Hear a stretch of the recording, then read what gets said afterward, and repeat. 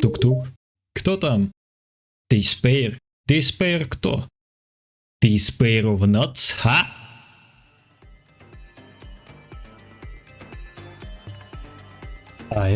Кремонит. Жизнь боль, я ливаю. Зун воллак.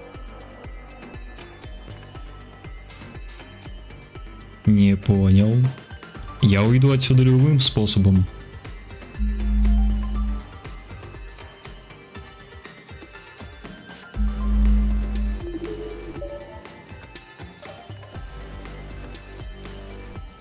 О, тортик. Продолжаем. К моменту исчезновения моих файлов уже вышел новый, более сложный сид для всех крутых – GetFixed. Я решил не спойлерить себе весь сид сразу и получать информацию понемногу. Поэтому, бегло прочитав его описание, я не увидел препятствий, всего-то все секретные сиды сразу. Больше всего меня смутил The Constant, который включает механику голода. Забегая вперед, скажу, что я неправильно выбрал своих врагов. Система голода не будет мешать выживанию, так как ты умираешь быстрее, чем успеваешь проголодаться. А инстакилл во тьме легко брать аксессуаром. На загрузочном экране можно луной поотбивать падающие звезды. На этом приятные моменты прохождения закончились. Появляемся мы в аду и будем жить именно там. На спауне ожидает тусовщица, принцесса, стимпанкер и налоговая служба, и они уйдут по истечению дня. Для самойера эта компиляция бесполезна, разве что у принцессы продается слаймовый посох, но накопить за день 10 золотых нереально. Поэтому, как настоящий маргинал, забиваем на этот социомусор и копаемся вверх, наперекор названию седа. Главный плюс спауна снизу – мне не придется падать. Лава – это урон мира, и мир показывает, как он нас любит, ставя повсюду бассейны с лавой и блоки хрустящего меда. К счастью, врагам она тоже наносит урон, поэтому в первых стычках достаточно просто ждать, когда они сами наступят в лаву. Аккуратно продвигаясь вверх, я обнаружил ледяной биом и еще один прикол из No Traps – валуны кристаллы жизни. Все еще не веря в смерть всех NPC, я построил несколько домов и ждал, пока они появятся. Они не пришли, и я стал вымещать злость на имеющихся жителях. Если медсестре на лаву было максимально пофиг, то гиду нет. Слева за ледяным биомом оказались подземный лес и пустыня, где я провалил челлендж самонера. Цели с прошлого раза немного изменились. Сначала я хочу достичь поверхности, потому что там просто легче передвигаться, но для этого мне понадобится экипировка. После создать терраспарки для продвижения по лаве и победить либо мозг, либо пожиратель, а потом приступить к скелетрону, королеве пчел и стене плоти. Большинство мобов теперь имеют дополнительную защиту и здоровье, и во всех ситуациях призрак проигрывает какому-то винру, поэтому нужно получить посох флинксов. Ведь Эбигейл не самонерское оружие, а живое доказательство ненависти компании Relogic к самонеру. Как альтернатива существует Финч Став, но для него еще нужно найти Шиммер. Сейчас есть два варианта: ехать в джунгли и ждать, пока Эбигейл соизволит убить шершня ради хлыста, или идти в ледяной биом и надеяться на появление флинксов, с которыми мне не повезло. Как ни крути, с ведром лавы далеко не уйдешь, особенно тяжело сражаться против летающих врагов. Как будто услышав мои мольбы о пощаде, Ира послала мне Тима. «А зачем он тебе?» – спросите вы. «А шляпа мне как раз», – отвечу я. Благодаря механикам седа Celebration MK10, эта шляпа дает дополнительный слот для миньонов. Теперь надо протестировать урон. К сожалению, вторая шляпа у меня как 2 не будет, но урон стал более-менее терпимым. Спустя некоторое количество времени в шахтах добытого кремтана хватило на лучший аксессуар мобильности после терраспарков при хардмоде – магия Luminescence. Эта штука дает освещение, благодаря которому ты больше не будешь умирать во тьме от чего-то неизвестного, а также увеличенную скорость с улучшенными ускорением и замедлением движения. Наконец, найдя в сундуке зелье обнаружения, пошел фармить флинксов. Как же мне повезло, что у этого призрака нет проджектайлов, иначе она бы мне устроила казнь шершнями. Зато призываемые черти их имеют и будут терроризировать тебя, разрушая коконы личинки королевы пчел по всему миру, как только увидят врага рядом. Собрав свой первый сет брони из плаща, шляпы и ног Стива, я побежал тестировать эффективность. Там получил нужные материалы для снэпторна и без проблем победил глаз Ктулху. После этого пришел странствующий торговец и продал мне охранника и феника. Я никогда не оправлюсь финансово после этой покупки. Раз уж я собрал свой первый сет, пора выбираться наружу. Сделать это раньше было проблематично, потому что передвигаться вверх, в отличие от простого падения в холиватор, намного медленнее, и за все время продвижения могут появиться враги. Сейчас же с минимальной экипировкой я могу хоть как-то отбиваться. Изначально я подумал, что это просто мне не повезло, и я пробурился в порчу, но как в итоге оказалось, вся поверхность покрыта порчей и багрянцем, и передвигаться по ней невозможно из-за повышенного спауна монстров. Зато прорубленная шахта дает доступ к различным биомам, так что не все впустую. Теперь можно приступить к получению терраспарков. Если в For the World это было только для флекса, то тут без них не выжить. Больше всего меня в них интересует антилавовый амулет, который можно получить 3 способами. Найти в сундуке на лавовом уровне, например, трансмутация, или с очень мелким шансом выловить его из лавы. И что я вам скажу? Вы никогда его не выловите, ведь значение в 5% шанса получения из обсидианового ящика не учитывает невероятно долгую рыбалку в лаве и сам шанс получения обсидианового ящика. Пока я играл в мире For the World и у меня не было шиммера, я исследовал весь лавовый слой, за исключением небольшого участка, и не найдя амулет, принялся рыбачить. За часов 5-6 я все равно его не нашел, и уже без всякой надежды пошел проверять тот самый непроверенный участок, и получил лавовый амулет сразу же. Всегда знал, что рыбалка переоценена. Что же касается мира Get Fixed Boy, с ним возникла теоретическая проблема в нахождении браслета. Если поверхностные сундуки спавнятся на самом нижнем слое, значит ли это, что лавовый амулет нужно искать на уровне поверхности? Я так и не понял, потому что нашел его примерно на высоте середины мира. И это было быстро относительно прошлого раза. Дольше всего я искал Эглет, но с получением лав-амулета сбор терраспарков перестал меня беспокоить. Перейдем к сражению с боссом мирового зла. Нужно просто победить либо Пожирателя миров, либо мозг Ктулху. Благо на этот раз у нас есть выбор из-за эффектов Drunk World. Мой выбор пал на мозг, потому что он значительно легче. Его призывные глаза легко плавятся, у него нет проджектайлов, а во второй фазе достаточно бить правильное отражение. Для битвы с ним понадобится сет обсидиановой брони, а еще более сильный миньон. Все это можно получить, просто уничтожая глаза мозга во время битвы. Но знаете что? Пошла к черту эта линейная прогрессия Саммонера. Сейчас я получу более поздний апгрейд за бесплатно, и вы меня не остановите.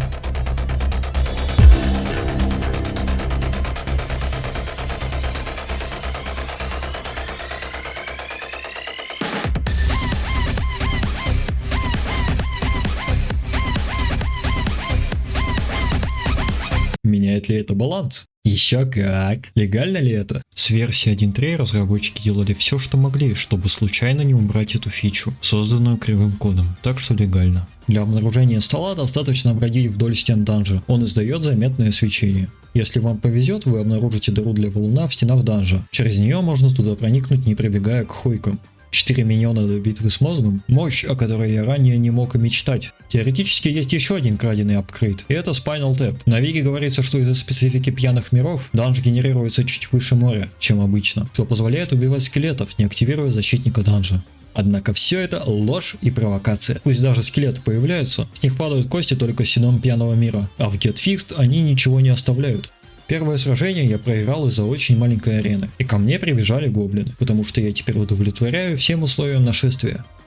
С ними я справился довольно легко. Затем купил столик и ботинки у гоблина-инженера, после чего наступила кровавая луна, и я настроил свою ферму вампирской лягушки. К сожалению, если там умереть, все враги исчезнут, поэтому лягушку я так и не получил.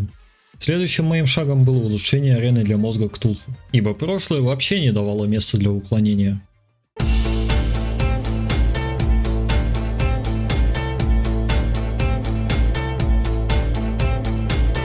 И хоть с новой арены я и не победил босса, зато уничтожил много глаз. Вы уже знаете, что это значит.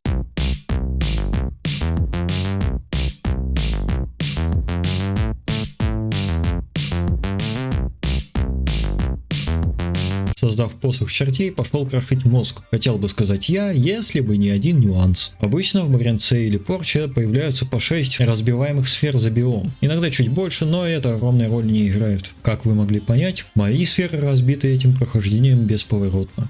Искать еще один биом зла весьма проблематично, потому что невозможно ходить по поверхности мира. И решение проблемы с призывом босса вы уже видели. Мы идем искать грибы. Опыт в поиске ловли грибов у меня уже есть. Поэтому я отправился искать летающие острова. И внезапно для себя обнаружил еще одну джакушку-ловушку. Честно признаюсь, не читать вики для этого прохождения было лучшей идеей. Вопрос про поиск грибов актуален, но уже в намного меньшей степени, потому что заражение в мире очень большое и похоже на то, что оставляют после себя стеноплоти. В этих полосах достаточно легко ходить и искать грибы. И также для особо крутых есть вариант собирать грибы на поверхности. Но это нужно делать быстро, не отвлекаясь на растущий рой врагов. Но сейчас не о грибах. Во-первых, спустя непростительное количество проигрышей я наконец крафтил обсидиановую броню. Во-вторых, почему-то торговец пушками решил поселиться на найденном ранее летающем острове. Он, наверное, такой: «О, это место, конечно, проклято, зато по аренде платить не надо. И вдобавок тут очень милые песики». После того, как я создал обсидиановый сет, я вообще забил на мозг. Мозг в этом прохождении не понадобится. Понадобятся остальные шары, и я уверен, что видел парочку в данже. Туда мы и отправимся. Исследуя полосу кремзона в левой части мира, я поднимался вверх и в один момент наткнулся на вход в данж. На тот момент я уже устал совершать бесплодные попытки убийства мозга Ктулху, поэтому решил быстренько убить скелетрона, чтобы расслабиться. Для начала мне, конечно, надо построить арену, поэтому я позвал помочь мне с расчисткой места.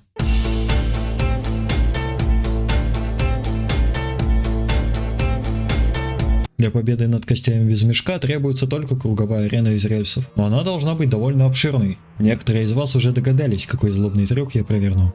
Знакомьтесь, чиз битвы со скелетроном на любом этапе игры. С его помощью можно гарантированно победить скелетрона, даже особо не участвуя в битве. А теперь я, пожалуй, объясню, что тут происходит. Скелетрон – ночной босс. Если ты не успеешь победить его ночью, в 4:30 он, как в сказке про Золушку, превратится обратно в защитника данжа и отправит тебя на тот свет. Это превращение дает ему 10 тысяч защиты и 1000 контактного урона. Но кое-чем он от Dungeon Guardian все-таки отличается. Первое приятное отличие – скорость. Он не такой быстрый, как его кровожадный брат. А второе отличие вообще делает это сражение не только возможным, но и легким. Как говорил гуру Гарфилд, у тебя нет иммунитета. Обычный Dungeon Guardian имеет иммунитет ко всем дебафам, но наш скелетрон не получает новых иммунитетов и сохраняет свои.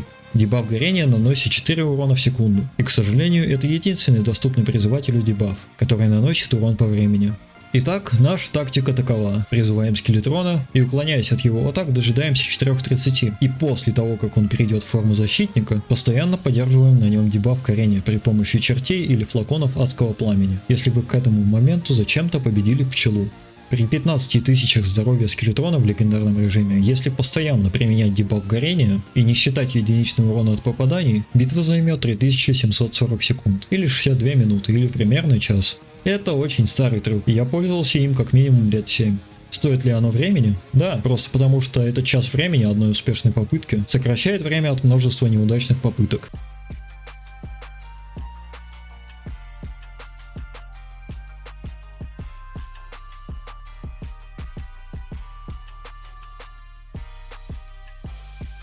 Однако, если все так просто, почему же я показал эту битву в другом мире? А вот тут вы меня и подловили. По какой-то неведомой мне причине я не мог дожить до 4:30. Меня постоянно убивали до перехода в форму защитника. Я даже увеличил арену и создал выталкиватель на рельсах, который запускал меня с максимальной скоростью на рельсы после того, как я переговорю с дедом. Но это все не помогало. Часть моих смертей, конечно, была просто неудачей, но остальные я объяснить не мог. Я умирал и умирал, пока в один момент внезапно не призвал скелетрона в 4:38. После этого я все понял.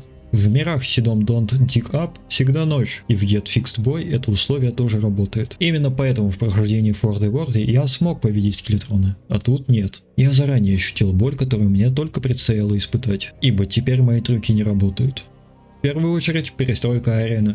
Как я говорил ранее, вот в данж оказался на полосе кремзона, и из-за этого мне мешали мобы. Но есть и положительный момент. На этой арене я могу призвать мозг Ктулху. Самый главный косяк этой рельсовой арены в том, что если очень быстро ехать, твои черти не будут успевать за тобой и просто перестанут атаковать, а скелетрон может исчезнуть. Да и для того, чтобы на ней уклоняться, нужно выдерживать определенные тайминги. И даже с ними ничто тебя не спасет от внезапной головы. Поэтому позже я вообще отказался от использования рельсов. Что касается мозга, не знаю, сколько грибов я на него потратил, наверное, больше 50, но спустя несколько попыток я смог его уничтожить. На самом деле битва из себя вообще ничего не представляет. С таким успехом мозг можно записать в лист мини-боссов по типу ледяного голема или зомби-тритона. Но этот аксессуар просто прекрасен. Помимо игнорирования урона с кулдауном, во время его перезарядки призывательный урон увеличен на 10%. А это очень вкусно. И сразу после убийства мозга заспаунился спонсор алкоголизма, у которого я купил АОЕ-сферу и баллисту. После этого я осознал захламленность своих аксессуаров ввиду отсутствия эглета и пошел его искать.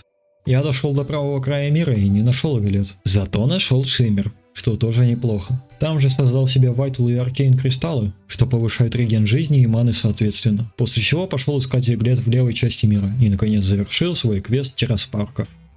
Спустя много поражений скелетрону я оказался в хорошей позиции, я не умер в самом начале битвы.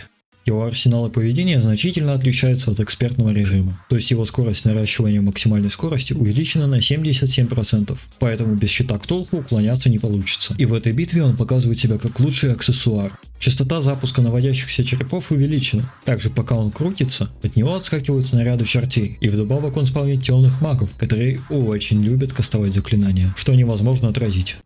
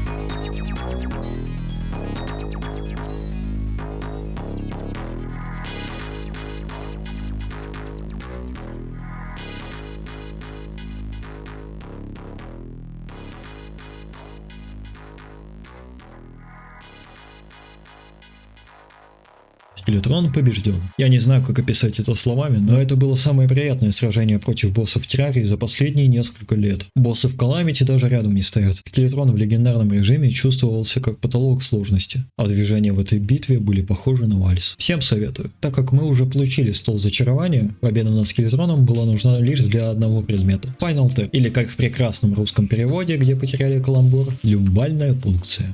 Когда я еще проходил в Forza Wars, я имел неосторожность изречь такую фразу. Имея обсидиановый сет, Снэпторн, несколько зелий и дополнительного миньона, через много смертей при должной сноровке ты можешь снести стену плоти. Так вот, господин, изрекающий фразу, наврал вам. Позже объяснил, почему большинство из этого не работает. Давайте посмотрим, что там дальше по плану. Ой, королева пчел, как же я мог забыть. Да легко. Сложность битвы сильно перевешивает плюсы от победы над ней. Из-за специфики Седа она постоянно в ярости, и поэтому уклоняться от ее атак сложно. После нее ты можешь получить посох шершней, пчелиную броню и ханикомб.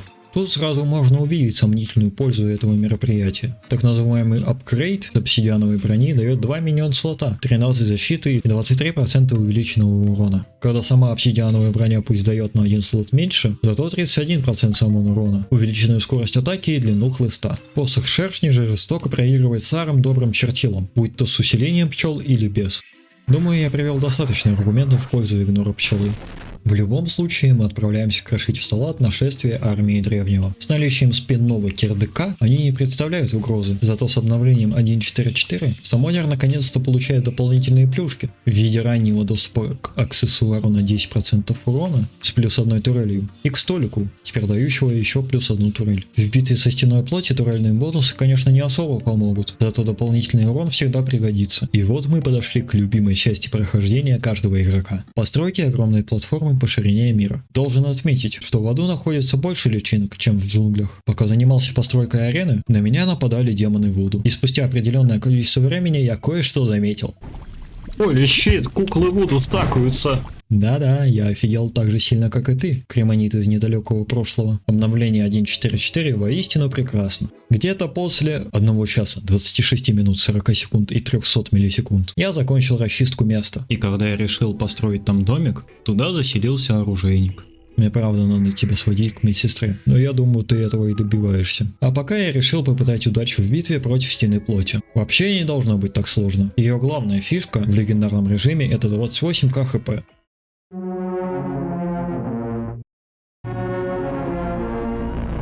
Простите, что? Почему я не могу отразить фаербол? Почему вообще на арене во время сражения с боссом появляются импы? Что тут происходит? Давайте разберемся в хронологическом порядке. У меня потерялись лишь некоторые записи, но к счастью сражение Малеволен со стеной плоти сохранилось. 15 июля 2022 года я победил стену плоти в мире Форда Ворзи, после чего начался весь этот бардак с потерей файлов, но сейчас не об этом. Как вы можете видеть на записи, никаких чертей на арене нет и в помине. Это классическое сражение со стеной плоти. Что же случилось между моей победой и стартом нового прохождения? Случилось 1.4.4. Воистину прекрасное обновление, которое принесло в легендарный режим дополнительную сложность в виде изменений битв с боссами. Те изменения, которые я ощутил, поехавшая королева пчел, темные маги скелетрона и теперь бесконечные черти стены плоти. Сначала я подумал, что эта фишка только Get Fixed Boy, и в Forza Wars нет этих изменений, но потом убедился в обратном. Это обновление стало одной из причин забросить монтаж второго видео Terraria MFS. Оно фактически деноминировало все мое прохождение, и то, что я прошел боссов таким путем, можно считать нечестным. Ведь я бился с обычными боссами с чуть увеличенными полосками хп. Разница в изменениях боссов очень значительная, но не у нашего бифштекса. Серьезно, у всех боссов расписаны крутые улучшения. У стены плоти плюс 3 к защите самой стены, больше скорость и призыв чертил. Теоретически это не должно так сильно повлиять на сражение. Но если бы это правда не повлияло, я бы не расписывал вам тирады на этот повод. Ладно, в битве со скелетроном эти маги запускали неотражаемые шары. От них можно было уклониться в любую сторону. Но в битве со стеной плоти ты всегда двигаешься в одну сторону. И уклоняться ты можешь либо вверх, либо вниз. Вдобавок на тебя давит потолок, если ты его не убрал. И места для уклонения у тебя почти нет. С иллюзией своего превосходства над этой игрой я распрощался довольно быстро и отправился мутить зелье. К сожалению, это означало только одно. Рыбалка! Рыбачим мы для зелья Самонера, зелья гнева и зелья инферно. Зелье инферно не работает на саму стену плоти, но дебаф адского горения накладывается на ее миньонов. Ловите увлекательный монтаж рыбалки.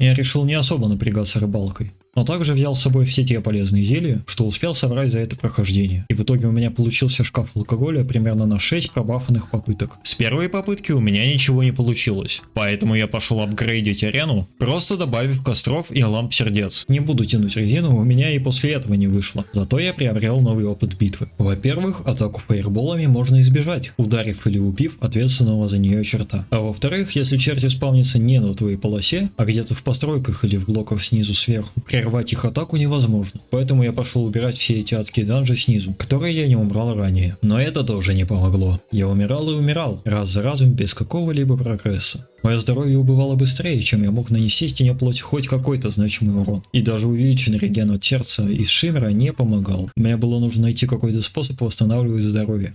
О! А что если я возьму медовые соты? Мы все-таки идем побеждать королеву пчел. Но как уклоняться от ее атак? Она же передвигается по экрану со скоростью света. Я отвечу на вопрос этим фрагментом видео. Непонятно? Давай еще раз, только медленнее. Случайным образом в битве с пчелой я открыл для себя новый трюк. Абьюз фреймов неуязвимости маунта. Я не думаю, что трюк хоть кто-то до меня обнаруживал, поэтому назову его Хорсина раунд. Как это работает? Когда ты достигаешь максимальной скорости маунта, коллизия с врагом наносит врагу самон урон, а твой персонаж игнорирует контактный урон. В обычных случаях врага еще откидывает назад, но у боссов иммунитет к отталкиванию. Игра, чтобы проверить правильность атаки маунта, сначала проверяет, максимальная ли скорость движения, и после этого проверяет, с той ли вообще стороны произошла коллизия. Однако, если двигаться в одну сторону и атаковать своим оружием, твои маунты как бы поворачиваются и бегут задом на полной скорости. Это и позволяет избежать урона от налета королевы пчел. Если во время каждого налета скакать на всей скорости и быть всегда лицом к пчеле, игра считает это как будто ты въезжал в королеву пчел, хотя на самом деле въезжала в тебя она. У этого трюка два минуса. Если атака происходит сверху или снизу, от нее почти невозможно уклониться. А еще применим он только в битве с пчелой. Среди доступных маунтов при хардмода работает это только на лошадях и в теории на гольф-карте. Это уже проверяйте сами. На маунтах, которые не наносят урона с разбега, как например Бной или Фламинго, это работать не будет. Ну и так как просто иметь ханикомб, не объединяя его с другим аксессуаром расточительства, я объединил его с ожерельем из акульих зубов. Проверить работу Armor Pierce на манекене я не мог, поэтому остается только надеяться. С той же целью я взял себе точильный станок. На вики описан баг, при котором баф пробития активируется только тогда, когда у тебя в руках ближнее оружие. Только сейчас я понял, как этот баг использовать. Нужно держать кирку, пока твои миньоны атакуют. Но это приносит больше вреда, чем пользы. А пока дайте человеку пожить в мире, где все работает по-другому. Также я упустил, что после победы над королевой пчел заселяется Вич-доктор, который теперь продает браслет пигмеев, что увеличивает количество наших миньонов на 1. Серьезный апгрейд, который стоит проверить.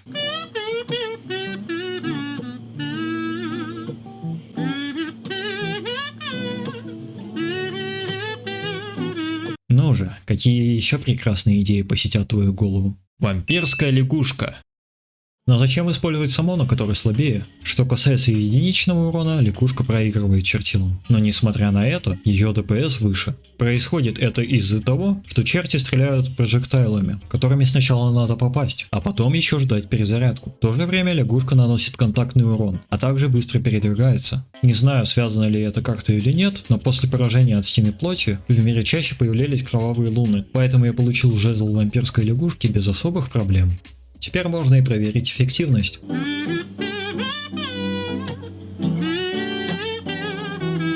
Да, урона стало в разы больше, но, к сожалению, зелья опять закончились. Рыбалка!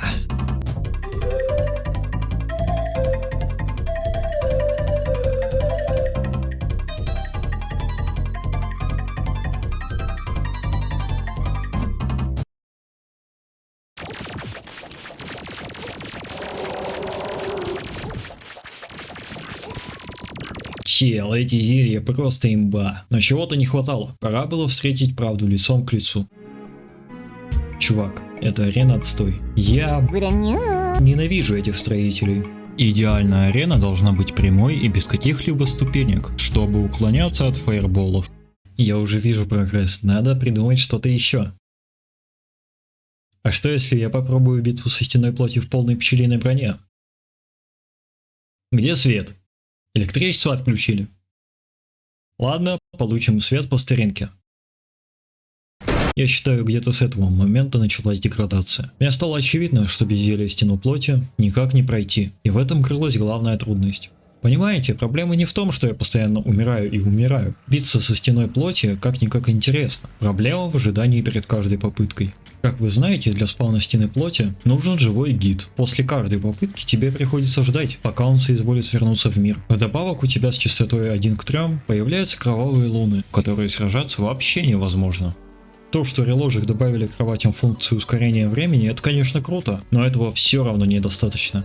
Большинство времени ты будешь проводить в кровати. За то время, что ты там проводишь, ты уже отвыкаешь от прошлой битвы, и тебя насилуют по новой. Стратегией было иметь баннеры импов и потом бегать по арене и подбирать хил, кто остался с прошлой битвы. Ой, закончили зелья? Рыбалка!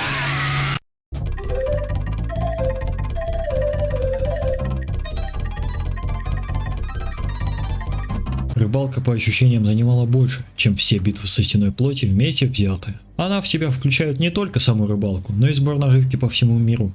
К тому моменту я уже определил выгодность добычи зелий. И самыми выгодными были зелья ускорения, зелье сердец, зелье гнева, флакон горения, зелье выносливости, зелье железной кожи, обсидиановое зелье, зелье регенерации и зелье призыва. Среди них всех самым спорным было последнее, ведь рыба для него вылавливалась очень медленно. Если ранее я еще использовал инферно, то в дальнейшем я от него отказался, так как рыбалка в лаве долгая. С зельем регенерации тоже пришлось нелегко, потому что у меня не было грибов из-за отсутствия нормального леса на поверхности. Мне даже пришлось сделать ферму грибов. Для того, чтобы лозы, растущие сверху, не мешали появлению грибов, я поставил факела. Опрометчиво с моей стороны. Пришлось еще побеждать Торчгада, чтобы нормально заходить на ферму грибов. Одной из мертвых идей было пойти потренироваться со спауном гида в модовой террарии, но ее последняя версия не содержит необходимых обновлений для существования этого мира. Тренироваться в ванильной террарии невозможно именно из-за гида. И каждый раз, когда у тебя заканчивались зелья, настроение улетало в пучину отчаяния. Ведь тебя ожидала рыбалка. Погодите, я точно в ту игру зашел?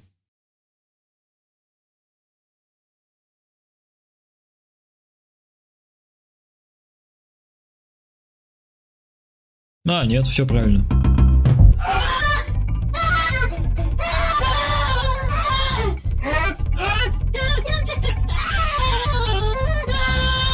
Каждую минуту моя голова генерировала светлые идеи, но я виртуозно от них уклонялся. Это скорее были позывы загнанного в угол зверя, а не настоящие мысли. Я брал всю эту кучу потенциальных лазеек и кидал в стену, как горох, смотря что прилипнет. Прилипло всего 2. Так как мы до сих пор находимся под влиянием голода от Седазы Констант, я вспомнил про существование еды.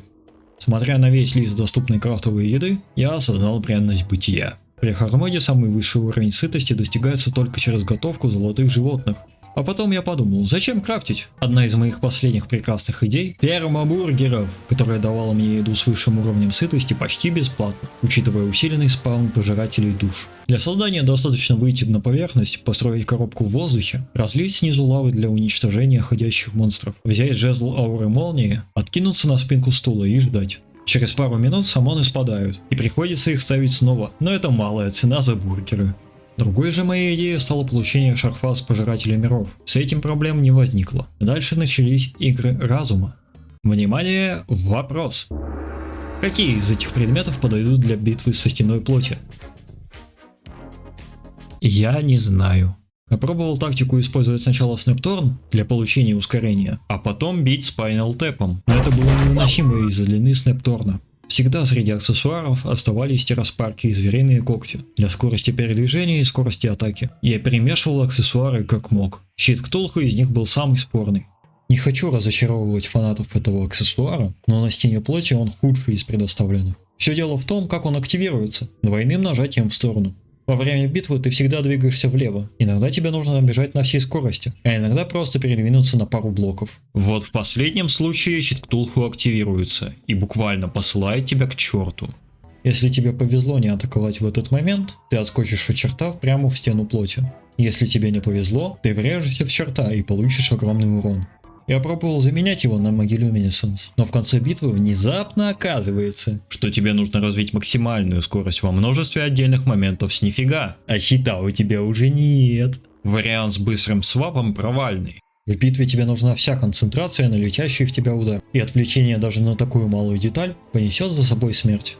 Эх, если бы его активация была на определенную кнопку. Один известный человек когда-то сказал: безумие – это повторение одного и того же действия, в надежде на другой результат. Я не безумный, я повторяю разные действия. Я перепробовал все перековки, пробовал атаковать только лягушками, только в пчелиной броне и всякую прочую дичь. К моменту пика этого кошмара у меня настолько вытек мозг, что я забыл про существование алхимического стола и крафтил зелье в сухую на банке. Иногда после получения критического урона на 1 хп я мог прожить еще очень долго, все зависело от удачи.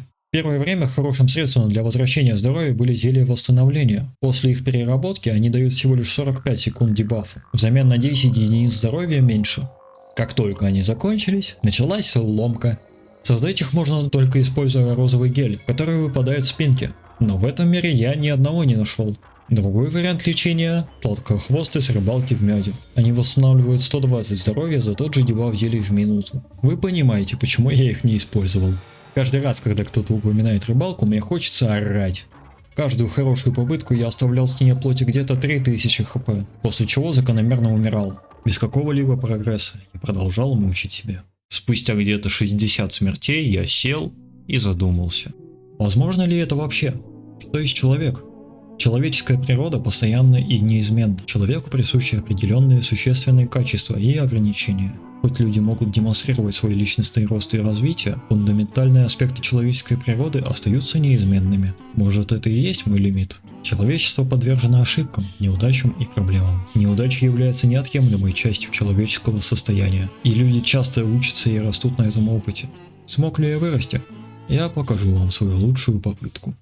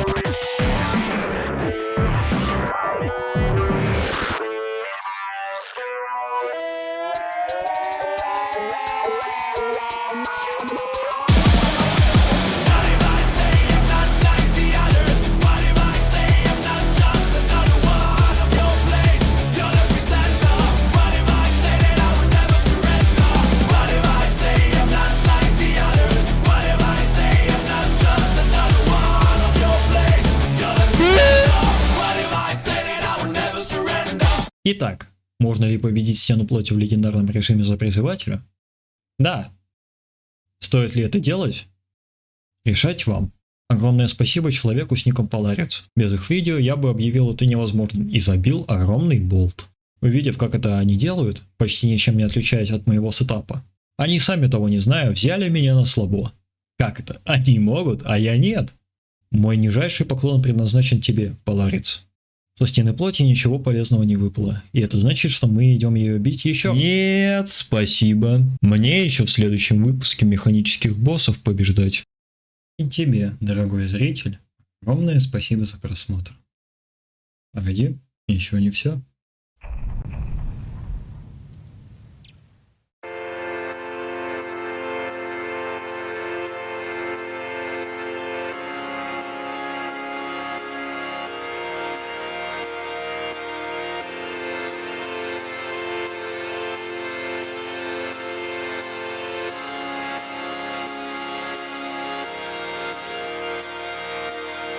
Consigo